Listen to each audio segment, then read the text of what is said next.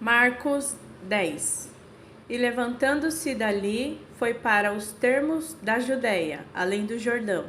E a multidão se reuniu em torno dele e tornou a ensiná-los como tinha por costume. E aproximando-se dele, os fariseus perguntaram-lhe, tentando: é lícito ao homem repudiar sua mulher? Mas ele respondendo disse-lhes: que vos mandou Moisés? E eles disseram: Moisés permitiu escrever carta de divórcio e repudiar. E Jesus respondendo disse-lhes: pela dureza dos vossos corações vos deixou ele escrito este mandamento. Porém, desde o princípio da criação, Deus os fez macho e fêmea.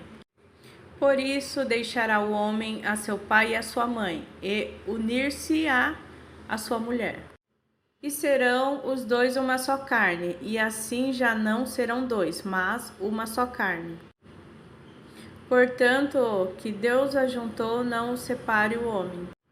E em casa tornaram os discípulos a interrogá-lo acerca disto mesmo. E ele lhe disse: qualquer que deixar a sua mulher e casar com outra, adultera contra ela. E, se a mulher deixar o seu marido e casar com outro, adultera. E trazia-lhe meninos para que lhe tocasse. Mas os discípulos repreendiam aos que lhe traziam. Jesus, porém, vendo isto, indignou-se e disse-lhes: deixai vir os meninos a mim, e não os impeçais, porque dos tais é o reino de Deus.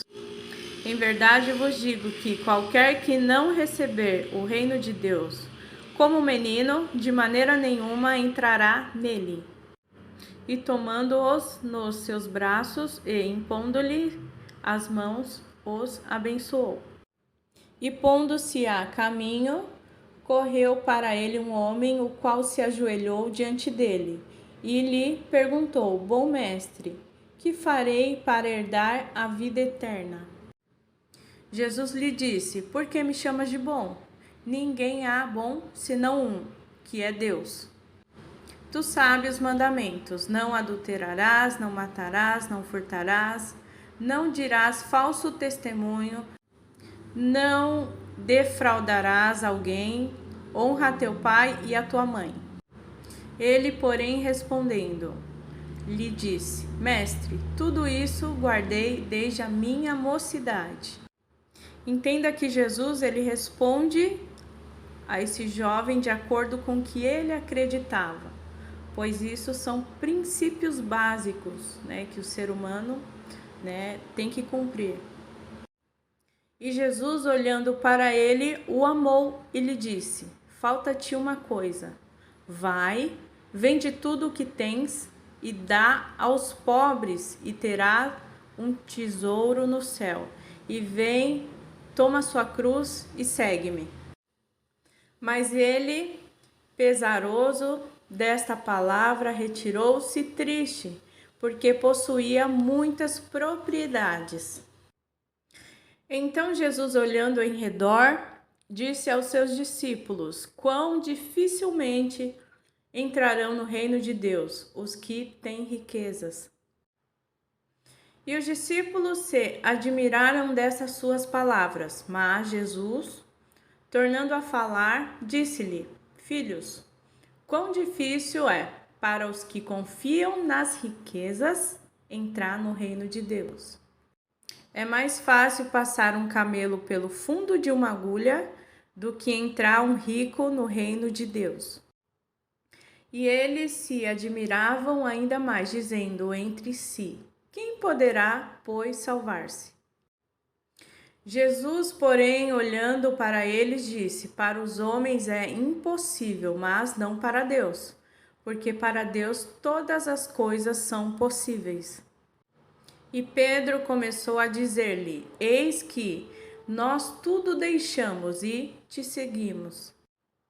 E Jesus respondendo disse: em verdade vos digo que ninguém há que tenha deixado casa, ou irmãos, ou irmãs, ou pai, ou mãe, ou mulher, ou filhos, ou campos por amor de mim e do Evangelho.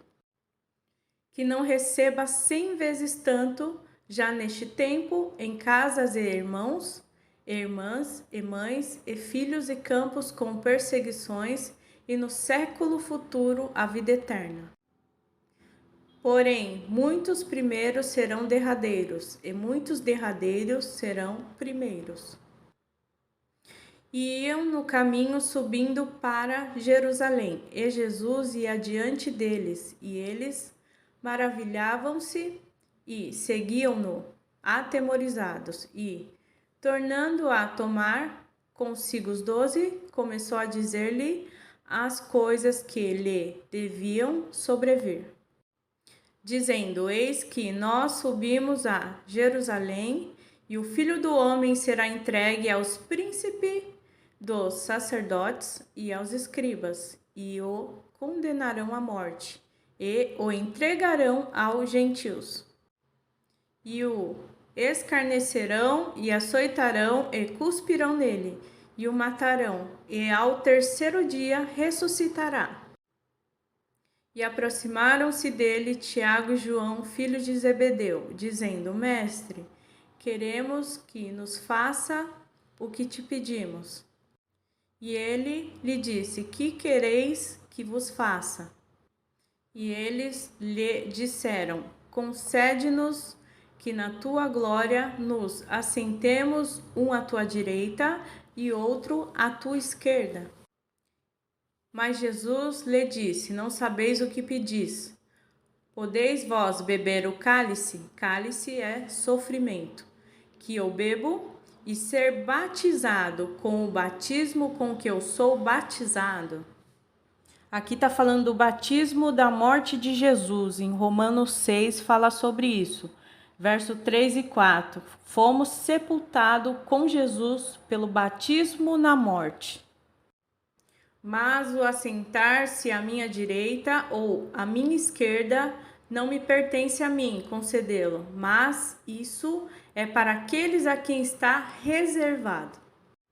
E os 10, tendo ouvido isto, começaram a indignar-se contra Tiago e João.